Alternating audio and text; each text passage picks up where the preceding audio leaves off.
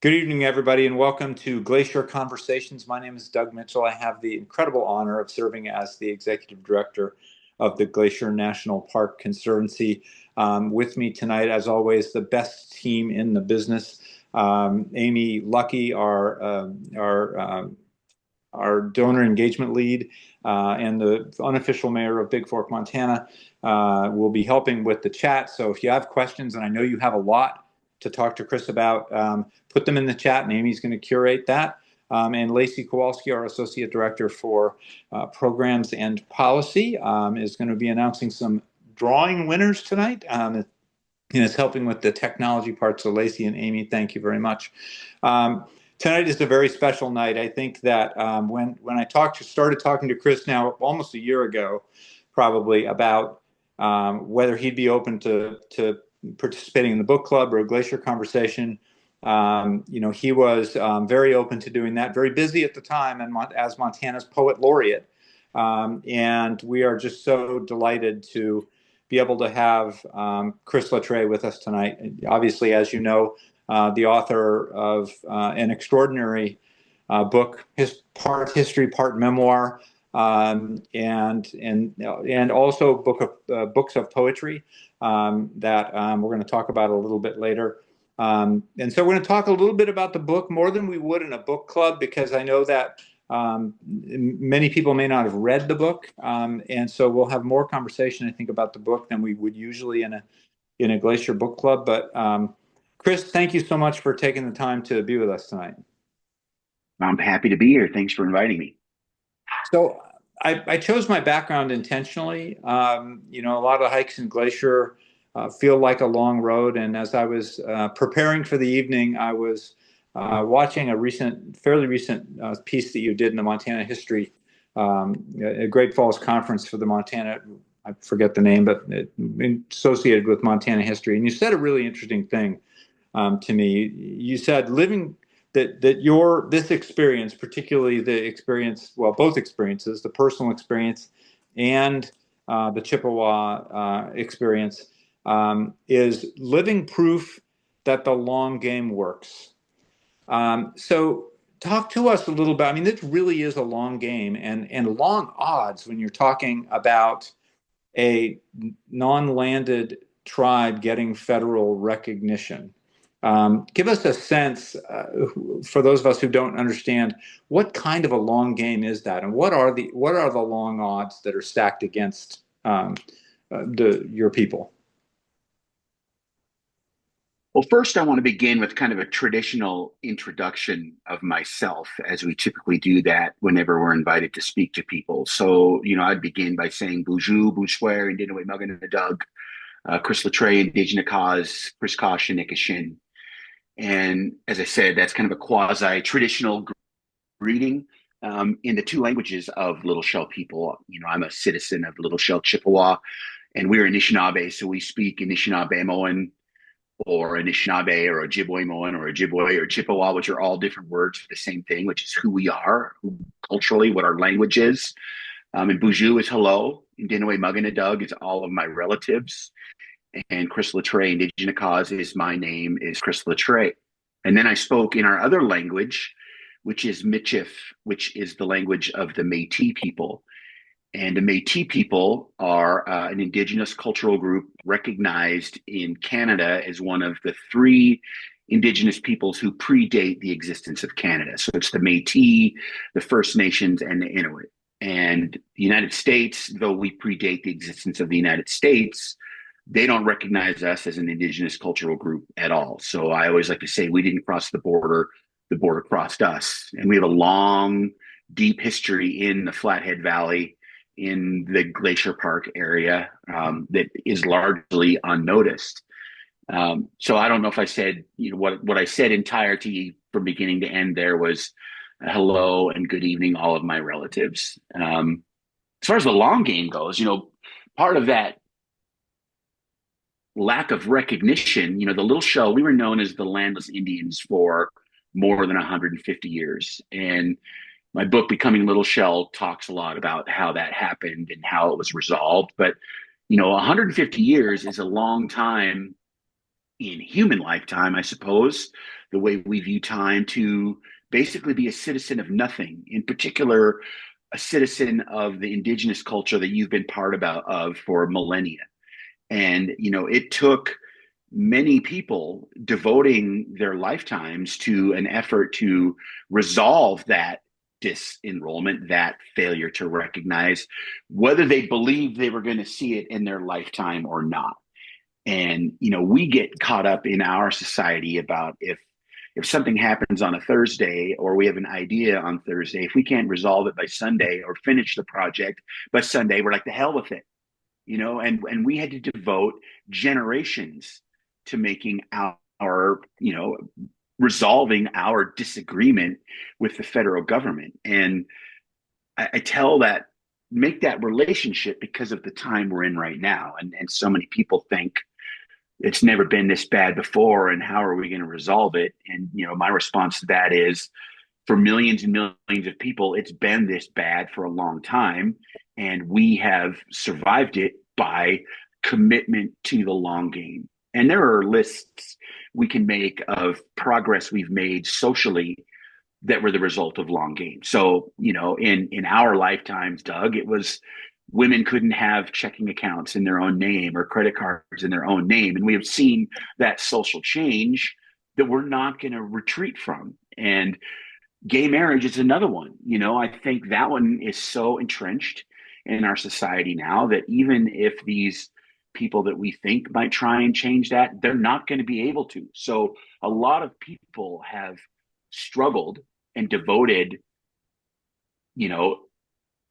good health physically and emotionally to allow us to have these gifts of what should be expected to be part of society. And I guess that's just kind of a long-winded way to say, yeah, we have to be in it for generational change, not election term change.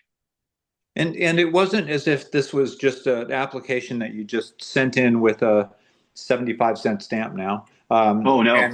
And then they just sent it back with a stamp, right? This was all of the odds stacked against this. I've done just some reading on this, and it's really remarkable what the power structure, the impediments that the power structure puts in place to prevent exactly what happened in 2019. Is it 2019 when this happened? 2019. Yeah. 2019. And it was shock. I was shocked when it happened. I used to work for Senator Baucus. I've been to all the reservations, including had spent time with Little Shell Chippewa people. And I personally was shocked because it's so rare that this happens. Well, for starters, for 100 years, it couldn't happen because the United States stopped doing treaties with indigenous people in 1871 after the Civil War, and they just decided, look, you're either going to get out of the way or we're going to kill you. And, if you're not already on a reservation. I mean, that sounds flippant, but scorched earth was the post 1871. We're going to take all of these young men who, from the time they were 14, 15, 16 years old, fighting in the Civil War, all they've known is killing, and we're going to send them west and give them carte blanche to kill Indians and buffalo. And that's what happened. So from 1871 until 1978, there was no path for tribes to become federally recognized because most of them became recognized as a sovereign government to government relationship with the United States as a result of the treaty process, which stops in 1871. So you fast forward through a century of tribes saying, hey, we're a tribe too. And all of that hubbub, the United States realizes, okay, we've made some big mistakes here.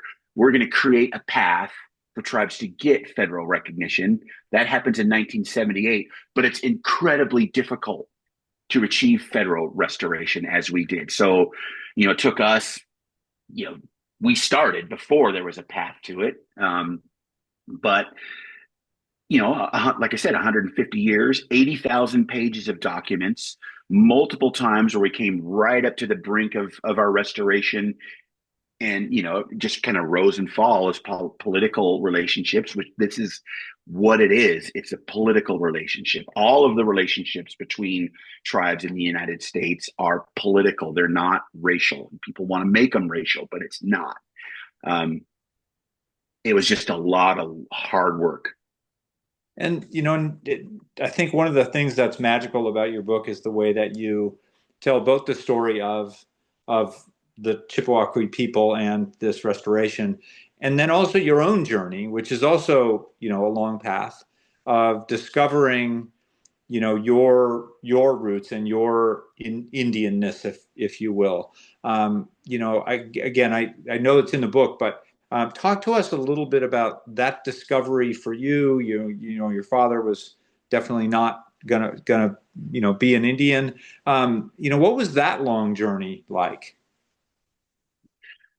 Well, that's kind of the crux of the story is both my father and my grandfather denied that we had a native heritage at all, um, which is not anywhere close to unique in my family. It's ubiquitous across every tribal community on the continent, and there are reasons for that. I owe it to my grandmother, and we owe the survival of our cultures to our aunties and grandmothers and sisters and mothers because they're the ones who have maintained this kinship network, which is the foundation of our culture and who we are and our relationship. So, I if it wasn't for my grandmother, I wouldn't be here because she made it very clear when I was young that we're Chippewa. And when you're a kid, and grandma says one thing and dad says another, who are you going to believe? You're going to believe grandma because grandma's the boss, right? And so I always knew I was Chippewa. I just didn't know what it meant. So it isn't so much a book about finding identity. It's like learning what it really means. And it was when I really like the moment when everything changed as documented in the book is when I met the late Nicholas Ruman in his book The Whole Country Was One Robe. Just in a 20-minute presentation I attended that he gave at the Montana Book Festival in 2013, I learned more about where I came from than I had my entire life up to that point. And it was revelatory and it continues to unfold. Well, and you talk about Rumen as a mentor of sorts. Tell us more about that relationship and what really connected for you. Well, Nicholas had that effect on many, many people.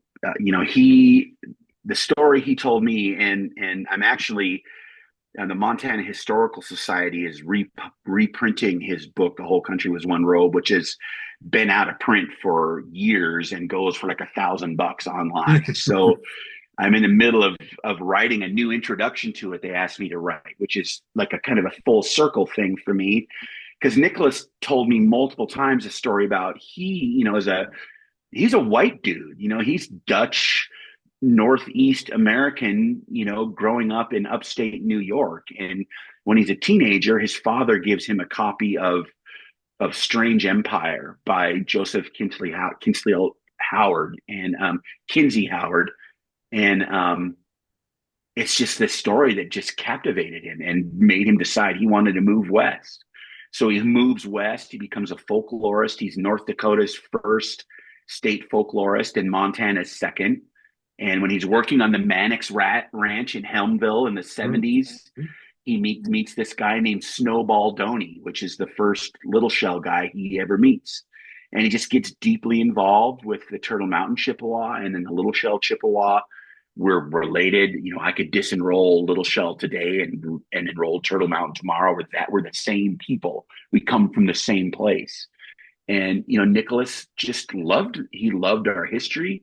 He loved our story. He was, him and Phil Auberg, for those of you who know Phil, who lives in Helena, they would go out and make these field recordings of these fiddle players and stuff. And, Nicholas was all in. And for me as a writer and for people who as musicians and all of the ways that our culture manifests in the current generation, Nicholas was involved with. And, I'm just one of many who point to him as a massively important influence on who we are today. Yeah, it's interesting. And it's interesting that you mentioned Phil, Grammy nominated pianist, Mm-hmm. incredible human being. If you don't know Phil Auberg, you need to look up Phil's music. Um, it's interesting that we have people like you and Phil and Nicholas and James Welch and I think that I think that I'd be interested in your perspective about how how well as a let's start with Montana. How well as a state do you feel like we're doing in terms of Indian education for all? To use a Mike Jetty's a friend and that's a Montana constitutional responsibility. But do you see that are we getting it? Are we still not getting it? What's your perspective? Well, first, since you invoked Mike Jetty, I have to tell you a joke Oh, good. that Mike tells about, because if you see a canoe load of little shell people, paddling by you on the river, how do you flag them down? Ahoy, matey! Oh, It, there you go. Attaboy. Mike, for those of you who don't know, Mike Jetty's the king of just awful dad jokes, and I love Mike. So I would say Montana is doing a terrible job with Indian Ed for All, but we're doing better than almost everybody else in the country. Yeah, yeah. And one of the things that people maybe don't know, as much of a dumpster fire as our state legislature is now and has been for a while and probably is going to be into the future, we were decades ahead of the game in 1972 when we did our Constitution and mandated at the constitutional level Indian Ed for All. And we're the only state, if we're not the only state anymore, it's only been recently that we're not, who has that mandated at the constitutional level. And it's taken, 40 years, 50 years to kind of get some teeth in that mandate. And I feel like now more than ever, that's a burgeoning concern. We have a mighty Indian caucus at the state level that, there's not many of them, but they have a lot of influence. And, Jonathan Windyboy in particular is very, adamant that we uphold our responsibility to teach Indian Ed for All. And, if there's one of the big changes in my life that I did not see coming, it's how deeply involved I am with education in the state now because of Indian Ed for All. And we have a long, long way to go. Again, another long game because we need more Native teachers. We need more Native teachers, not just in reservation communities, but across the state. We desperately need more Native language teachers because Indigenous languages are in peril, and the ones in Montana are no different. Which is another example of something that Montana has that other states don't, which is called Class 7 teachers, which are teachers that are identified by the tribes themselves to be qualified to teach the native languages. And, that's another initiative that I'm part of that is critical and again is a long game.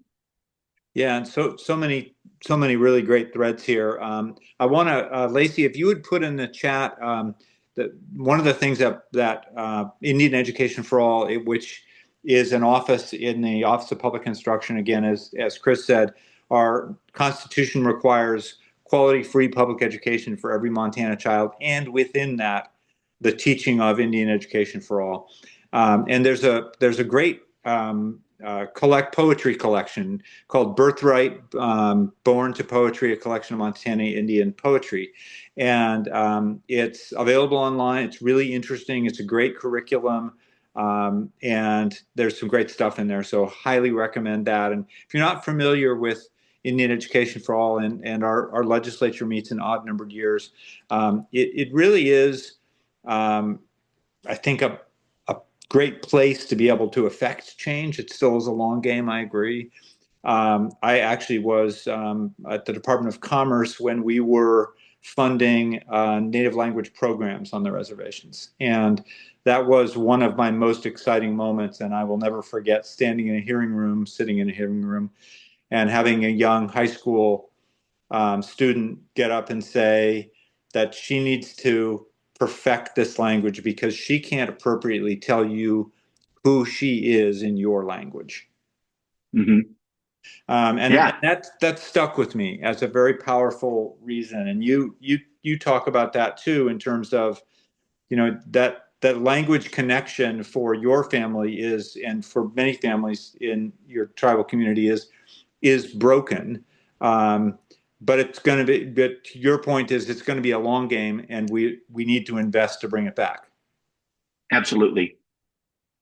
So I'm going to take a little bit of a swerve here and talk a little bit about process. So I you've I think might have wanted a 700-page book and 300 pages of history and 300 pages of memoir, and those aren't as popular these days as sometimes they may have used to have been.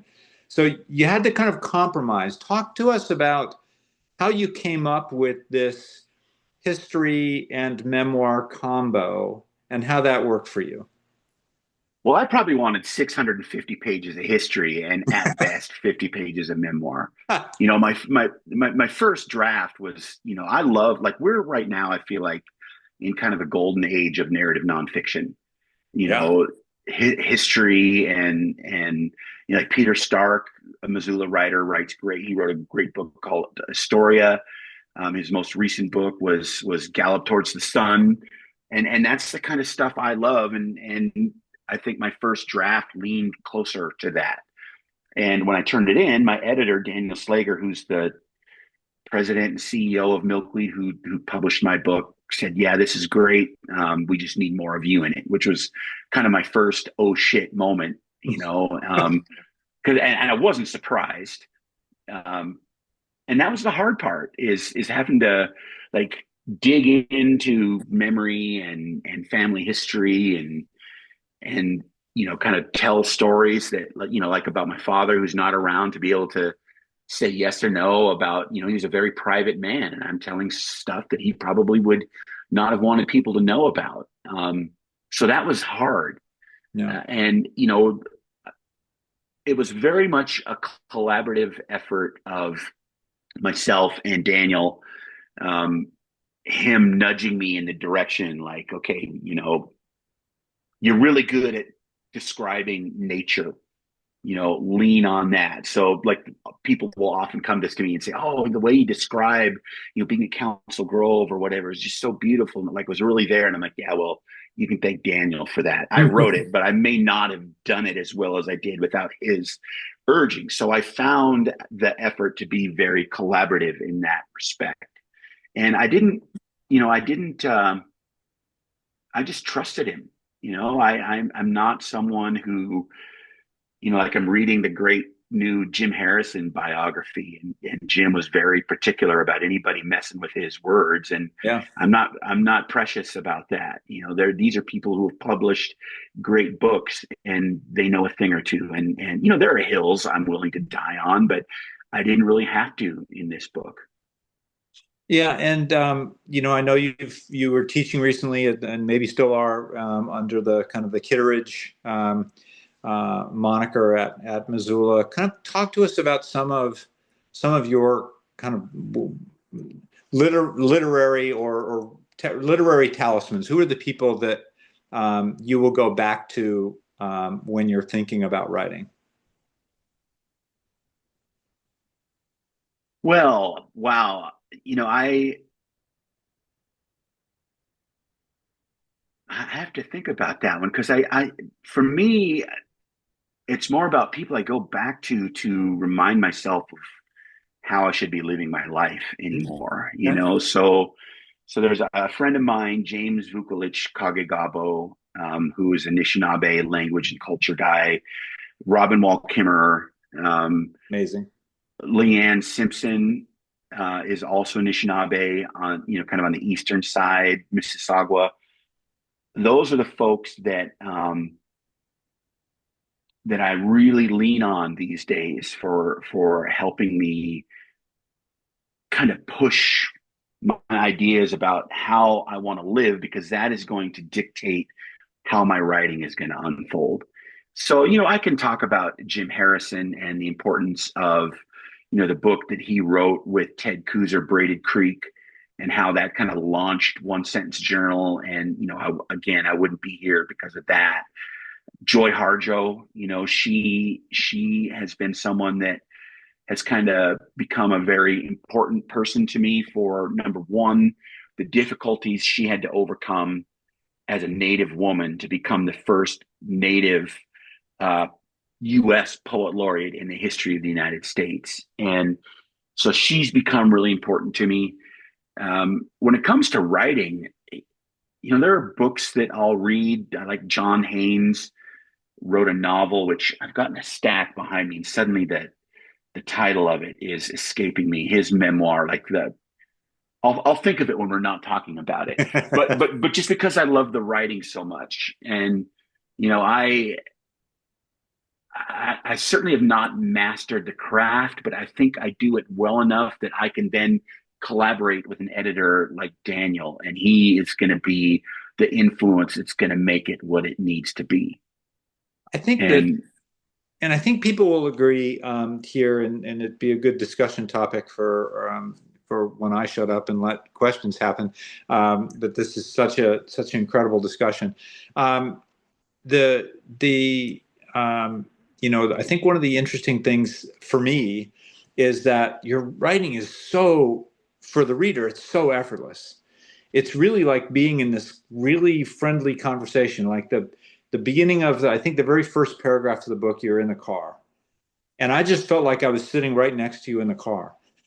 How do you do that? I mean, I just I can't get. I mean, does this come easily to you? Is this something that you have to write page after page and rip it out and throw in the garbage can? How was the process for you? well, I think you can ask an ultra runner and say, I can't jog down my driveway, yet you run 100 miles at a time. Is that easy for you? And some parts of it are easy, and sometimes there's those hill climbs. And you decide, am I going to sprint up this thing, or am I just going to walk? The thing is I write all the time. Anything I write, I take seriously as writing, even if it's an email, or a text. I freaking, edit my text to make sure I don't have something wrong before I send it. And of course, the best editing tool is the send button, because that's when you find all your mistakes. You can read those no matter what it is you're writing, read it over and over and over. And as soon as you hit send or post, that's when you catch the glaring error, like using the wrong version of there than the one you intended, that type of thing. I just do it a lot, Yeah. so Yeah. so like the ultra runner who's out there running and running and running, I'm writing and writing and writing. And that practice that led to my first book, One Sentence Journal, was the result of me just writing a sentence every day, which is the one dedicated practice I have that I maintain, is writing one sentence every day in, a journal or whatever I have close to hand. I do want to mention one thing that I like about Joy Harjo, that as an influence that I loved. Last summer, a couple friends and I organized a festival called Indigipalooza, and it was in Missoula over Nice. 2 days, and it was a celebration of Native storytelling in all the ways that unfolds, whether it's poetry, writing, or music, or cooking. Everything is a story, and it was massively successful. Um, and by successful, I mean people came. Everything was free, and Joy Harjo was our keynote reader the first night, and we picked her up at the airport. And at the time, she had a new book coming out, Girl Warrior, that wasn't due to come out for a couple months, and that we had hoped we would get advanced copies of it, finished copies of it. And she didn't think we'd be able to pull it off. But I had a copy because they came like the day before she came, and I had one with me when she got in my car, when I picked her up at the airport. So I was with her when she saw the physical copy for the first time. And what I loved, and this is something that I intend to carry with me, is just how giddy she was at seeing her new book in physical form for the first time. Because it seems like you could be it'd be easy to be jaded, because she's published 20 books or whatever, like, oh, here's another one, but she was just so overjoyed. And we took her to the bookstore, and she bought a bunch more copies, and was giving them to people. It was really, I just really loved that. And so we're doing a Ninja Palooza again this next summer, July 31st, and August 1st, and we've already signed Robin Wall Kimmerer to be our keynote next year. So yeah, it's awesome, and I love that about Joy. And I think Lacey may have just put a link to that in the chat. Amy, Great, Lucky, thank you. I'm gonna pass it off to you. I know you've got some giveaway items perhaps to talk about, and there are some great questions in the chat. And then I want to come back to and talk a little bit about One Sentence Journal. But I'm gonna hand it off to you, Amy. Okay, sounds good. I just have to double down on what Doug said, Chris, about your writing, and it seems so effortless, and it's so cool to hear you speak as well, because I feel like we could be here for 3 or 4 hours and not even know Well, it. I don't have anything to do. Okay. I would guess that the audience members would say the same thing. So feel free to chat that out, how long you want to listen to Chris tonight. So we do have a couple of giveaways. We just wanted to give a shout out to the Conservancy retail store. So if you're doing holiday shopping and you want to go to shop.glacier.org, we have a really great selection of Indigenous products. And we're going to give away a lotion tonight. And then we have a brand new water bottle that's not even on the website yet. So our winner there will be the first one to receive a new Glacier water bottle. So Lacey's going to chat those names into the chat, I guess. And then I'm going to ask a couple questions, Chris, from some audience members.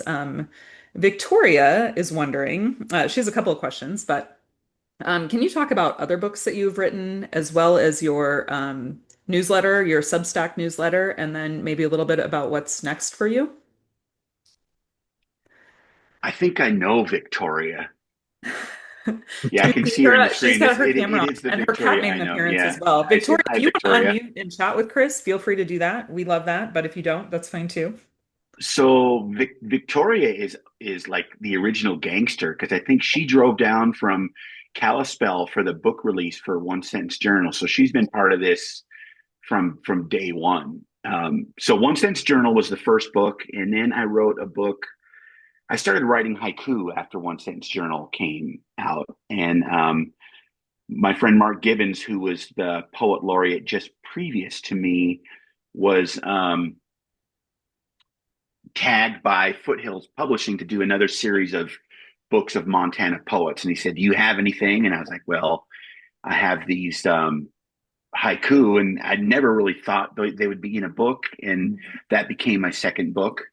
And then One Sense Journal is the third. And then I'm having another book coming out in July, also with Foothills, kind of all the poems that I'd written before I became poet laureate. Because once I became poet laureate, I think I wrote 4 poems the whole 2 years. It was just I became the poet laureate of emails. So I wanted to get those early ones out just to get them out, and so that'll come out this summer. As for what's next, there's that, and then I've got ideas churning that I hope to get.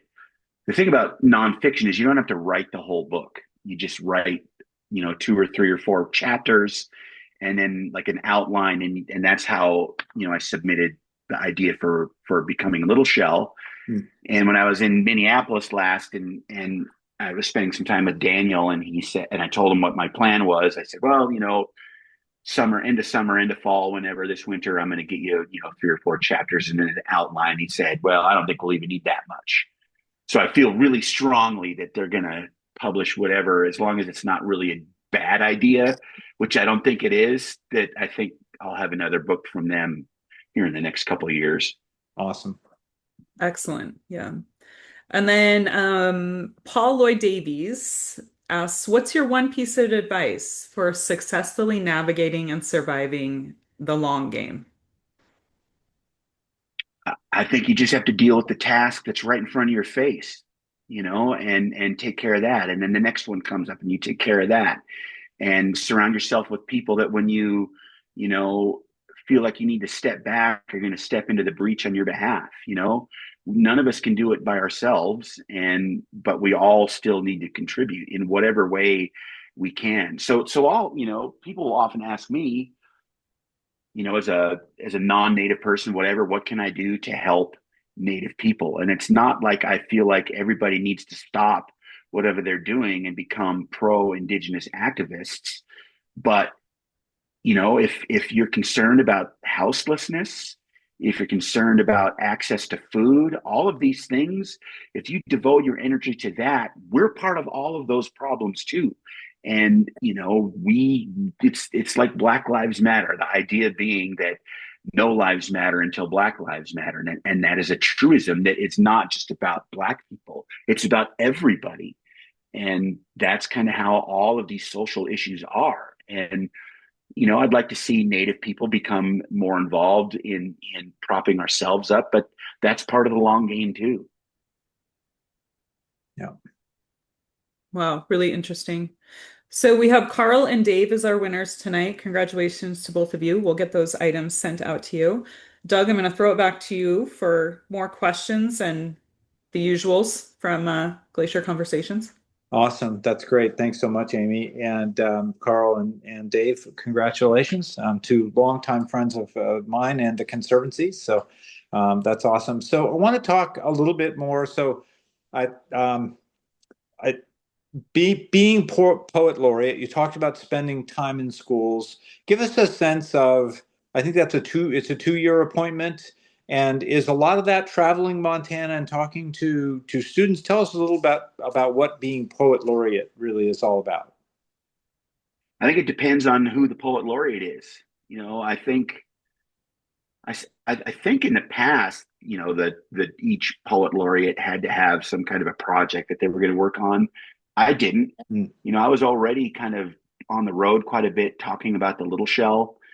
And when the time came, for me to be poet laureate, I told the humanities people and the Montana Arts Council people, tell me the towns that nobody goes to.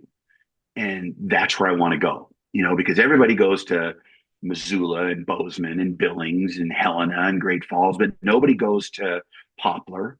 Nobody goes to Ekalaka. Nobody goes to Circle. Nobody goes to Shelby. And those are the places I wanted to go. And I was largely successful in that. I put a ton of miles on my car, but I also got to visit a multitude of communities and just see just how magnificent this state is. And they just turned me loose, and I just said yes to everything. And if there was any chance at all I could do it, I did it. And sometimes I bit off a little more than I can chew. Like the last week before Thanksgiving, I did 11 speaking engagements over 4 days, going from Bozeman to Chinook to Harlem and then back to Helena and then up to Great Falls and home. And it was a lot, but also two or three of the best experiences I've had over the last 3 years happened during that trip. And yeah, that's great. Yeah, the Chinook Sugar Beaters, I believe, is their high school mascot. Yeah, You're exactly right. And the Glasgow Scotties, I think. Uh-huh. But I think I really hear what you're saying about Montana's small towns. The Belfry Bats, though, The might be the Belfry best of Bats. them. Okay, Uh-huh. don't sleep on the Belfry Bats. That's right. And we like you've got a mascot sweatshirt on tonight too. So Oh, I do. Yes, the yeah, Kraken, the Seattle Kraken the Seattle hockey Kraken. team. The Montana's small towns are amazing, and the Hmm. welcome and the people are just really so warm and rich. Kind of, are there a couple of stories from your travels that kind of stick out for you as being special that you can share with us?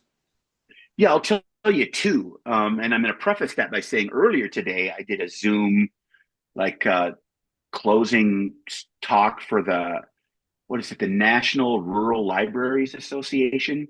So they had a big Zoom conference, and I was like the closing event and got to talk about how great libraries are. And because I've been to all these rural libraries, and I've got more stacked up coming up, and I love doing events there. But as far as two events, so the first one I'm going to talk about was in Anaconda. I'd never really been to Anaconda before, but when my father was a child, they lived there briefly, and there are a bunch of other Latrays in Anaconda. And, part of our story is that my father and grandfather denied that we were related to any of the other Latrays, which we are all related. And when they were in Anaconda, that my grandfather actually changed the spelling of our last name to differentiate from all those other dirty Latrays that were living in Anaconda. And so when I was there, I was asked to speak to, I think it was three junior or senior history classes, kind of one after the other, in like a little auditorium. And after, like, right before the third one of the teachers came out and said, "We have this student who's only a freshman, I think, or a sophomore, but she wants to meet you. Do you mind if she comes and attends this?" And I'm like, "I don't care. I'll bring the whole school." And afterwards, she was very shy, and her name was Ruby Latray. And my grandmother, who I owe so much of this to, was also named Ruby Latray. And this young Ruby's, her grandmother was also named Ruby Latray. Wow. So there's all of these Rubies in the room with us, and she had read, the Montana Free Press had published an excerpt of Becoming Little Shell, right when it came out. And she had read that and used that as a basis for an essay she'd written about her own identity and her own struggles with not looking Indian enough, or any of those things. And, it was a very, like, generational spanning emotional moment to meet this young woman in this place that I have this complicated family history in, and knowing that however we stranded our trees together, our relationship was probably much closer than we ever would have imagined. So that was one of them. Yeah. And then the other one was just, 2 weeks ago up in Harlem. And Jamie Fox, the Fox family are Metis fiddlers from the Fort Belknap Reservation, from Hayes. And she has played in a couple, we've been in events together before, and we've always talked about doing something together, like she would play while I read poetry. So she came to my event in Harlem, and, in the hotel room before I came over, I kind of selected some poems that I thought would work, and then got there and we just kind of talked, okay, I'm going to do this, and then you come in on this, and we just winged it. And it was spectacular. We were in, the MAPS, the Montana, what is it? Media Arts Program in public schools, the MAPS. Okay. So they're based in in Hamilton, but there's one in Helena and there's one in Harlem. So we were doing it in their little facility, which was great. And it was just packed, again, multi-generational people from, our community, little kids to elders, and there were direct relatives of mine, Donies, and it was spectacular. And you'd have thought we'd rehearsed this show and done it 100 times. It just was so smooth, and it was just a real, like, everybody, it was transcendent for all of us. Yeah. And I left that night just really fulfilled and looking forward to doing it again. And that's just a random thing. Right. But in so doing, you've changed people's perspectives. You've given them something to think about. And they've changed you too, right? That's the other part that's really special. One of the things that, as you probably know well, that we're very proud to support at the Glacier Conservancy is the Native America Speaks program. And we're now in 41, 2, 3, 4 years of that program. We're now up to over 100 events where Indigenous people tell their story, whatever that story might be. It could be Jack Gladstone singing. It could be Mariah Gladstone talking about Indigikitchen. It could be talking about the service in the Vietnam War. But every time those happen, every night in the park in the summer, people's lives are changed. And that has become a program now that we fund about $250,000 worth of those programs in the park. And just as your travel changed those people, these events every night change those people. And Amy just tossed a link in the chat if that moves you to want to help. We're raising money for next year's programs, and any help you can give would be great.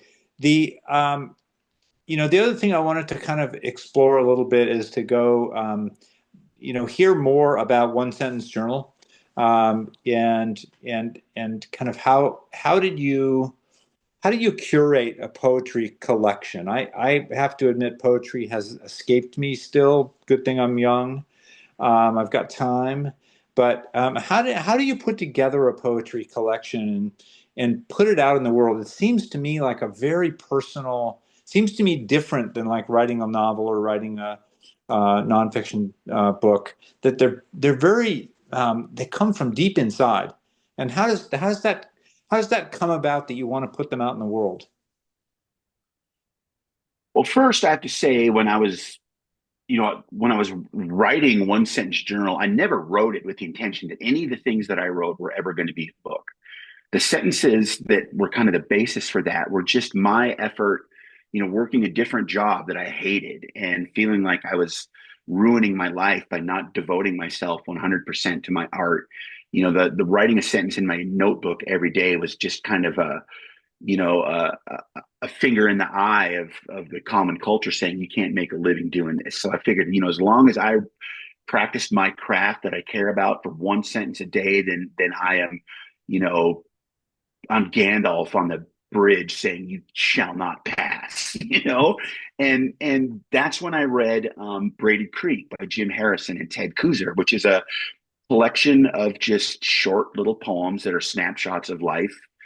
Ted Kooser was a former U.S. Poet Laureate who was undergoing cancer treatment, and as a result of that treatment, his doctors told him to avoid direct sunlight for a short amount of time. So he was taking these long morning walks with his dog, and it's Nebraska, and it's fall and winter, and it's frigid, and he lost his desire to write. He was so depressed, and the physical activity of walking, and there's a whole you know literature about walking and creativity and all of that. And he started getting his mojo back. So he'd send these short little poems in letters and postcards to Jim Harrison, who would respond in kind. And then Harrison's poetry publisher, Copper Canyon, ultimately took a bunch of those and put them in a book together. And they don't identify who wrote what. And when I read that, a little light bulb went on in my head, and I thought, I'm just going to take my favorite sentences that I'd accumulated over several years and just kind of turn them into poems, and I'm going to throw them in a book. And that was how much thought went into it. And it just seemed, I kind of intuited, I'm going to do it by seasons, and I'm going to divide the poems up seasonally. And that is literally the only kind of curating I did was the idea of grouping them seasonally. So that book comes out August 14th, 2018, and it wins the Montana Book Award, and it wins a High Plains Book Award. And I'm thinking, at the time it came out, that there'd be, 50 copies, and 40 of them would be in a closet in my mom's house, and we're still talking about it here, 7 years down the road. And one of the things that came out of that is a couple folks mentioned that they thought those short poems reminded them of haiku. And I'm like, yeah, you're full of shit. But that's because I didn't really know what haiku was, so it led me on this deep dive. And this is what art does, man, is it connects us through time and space and culture to other people living lives that we can relate to. So I'm reading these Japanese haiku poets from 200 and 300 and 400 years ago and being moved. Like, I'm sitting next to this guy, and we're both like, "Do you see that frog jump in the pond?" And it's like, "Yeah, I did." And how cool is that? Just these simple, like there's the little haiku on the trail. What is it? Is it Avalanche Creek there in Glacier? Yeah. Is that what it's called? Yeah, I love that. And it's eternal.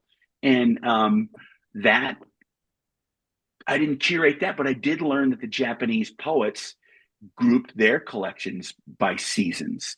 So it was all this stuff that I feel like the universe was directing me towards. So fast forward 5 years, I wasn't considering myself a poet before that. And when One Sentence Journal came out, people started introducing me as a poet. And I thought, that's cool. Nobody cares about poets. I'll be one. Harrison identified as a poet. Poets don't write books and put them out hoping someone's going to make a movie out of it. Like novelists do. It's like the punk rock of literature. You just do it because you love it. And 5 years later, Gene Forte calls me and says he's appointing me poet laureate. 5 years to the day. It was August 14th, Wow. 2023 that I got that call. So it's something that I've backed into and something I considered with, I mentioned the poems that are going to come out this summer. I think Milkweed would take a look at them, but I'm not willing at this point to subject my poetry to the kind of editorial scrutiny that mainstream publishing, even at the best, most understanding levels, I don't want those old poems to undergo that. So I'm going to keep this one punk rock and work with people who aren't going to edit anything, who I've already worked with and I like them, and I just you're right. I think poetry's different. And a lot of the really curated, famous, well regarded poetry, I find a lot of kind of unreadable, you know? Yeah, yeah, it's really interesting. Well, we've I think Lacey, you've put in the chat, maybe put it again in the chat. Fact and Fiction in Missoula carries one sentence journal, and I assume we'll carry the new book when it comes out. And then do visit the Substack; it's amazing. An irritable Metis doesn't seem very irritable to me, but I do want. And we talked a little bit pre-show about. Kind of national parks. And I will admit, as a privileged, straight, old white guy, that I am committed to trying to heal our relationship with the people whose land we stole. I'll never be able to do it because I can't give it back. But as you think about national parks, do you have any advice to those of us who care about them and how we should be thinking about healing the long game of healing those relationships? Yeah, it really is a long game. And as we talked earlier, I'm involved in some kind of efforts originating from, Cam Shawley, the Yellowstone Park superintendent, Yeah. for the next 150-year initiative to be to re-indigenize Yellowstone Park. And what does that look like? And what does it look like? The park recognizes 27 tribes as somehow having a relationship to the park, and the tribes ourselves figure there's about 60. And, ask 10 Indians a question and you get 8 different answers, and the other 2 argue why the other 9 aren't even Indians. So it's not like we can even agree on what that would look like. My concern is not so much access to the parks. Number one, like I can just flash my tribal ID at any national park You and I could. get in. And even I've heard that that's really not true, that some parks it's not allowed, but I've only had to use basically a Jedi mind trick once, and that was at Shenandoah. And I said, will my tribal ID get me in? He goes, no. And I said, I think it will. And, kind of gave him the old man stern eyebrow raise. He said, okay, and took it. But, so that's a step forward. But when the communities around the parks are unaffordable, like Gardner in the summertime, 2 people having a burger and a soda together, that's $70. Yeah. And that is inaccessible to people in rural communities that don't have, the economic, might that other people do in other parts of the state. So it's such a vast, it's not just the parks, it's the framework of how we have shoved people, primarily native, but lots of other folks too, at least out west, into places where we just hope they would go away. And we're still here. So now there's that reckoning. And, how do we solve that? I don't know that doubling the fees for people from other countries to get into these parks is necessarily the answer, but there does have to be something done to make it more accessible to everybody, because that is clearly changing also. Yeah, there's no doubt. I think that there's a combination of issues that are really coming together, and I talk about a lot that I agree with Stegner that our national parks are our best idea, and And I because agree with they show us at Troyer, our who says best. they should be given back to the tribes for management, and what does that look like? And I think we have to have a conversation of what that would look like, even if it doesn't happen, because it could mean we're going to shut it down for 4 years and allow no one to access it and figure out the best way to manage it. That seems unimaginable for that 4 years. But again, we're talking the long game. We're Right. talking about rethinking everything we do. Yeah. And I'm sorry I interrupted you, but that's a No, great that's counterpoint. I'm talking about the David Troyer article he wrote for the Atlantic in 2021, I think it was. sure. If you haven't heard of it, you can find it online. It's a good read, and it's a thought provoking read. Yeah, I mean, and again, we're not the only, in Australia, I think they actually did return an indigenous piece of land that is spiritual to back to Native people, and you Well, know, the Bison Range is a perfect example of yeah, that. yeah, Bison Range is a good example of that. And again, it used to be one of the partnerships that we had. We Mm-hmm. with the bison with the Moise Bison Range, I think we used to call Yeah. it. Um, well, this has been an incredible evening. I thank you so much for your writing, your time, your leadership, your mentorship to thousands of people, particularly young people around Montana. We do have a long game ahead of us, and I think that I was just, to finish up on Stegner. One of the reasons is that he says is that they show us at our best. And I think that's a great aspirational thing as I think about the end of this year and the beginning of next year, to think about how I can show myself at my best and how I can encourage people to that by being a good listener and being a good helper. You've done that for us tonight and for many Montanans over the last 2 years as Poet Laureate. Chris Latre, thank you for your time and your service. And you're now a member of the Glacier community and the Glacier family. So we'll look forward to seeing more of you. And to everybody else, thank you so much for a great year of Glacier Book Clubs and Glacier Conversations. I wish for all of you a holiday season filled with the joyous sounds of family and friends. And with that, I will close our evening. Chris, thanks again for joining us.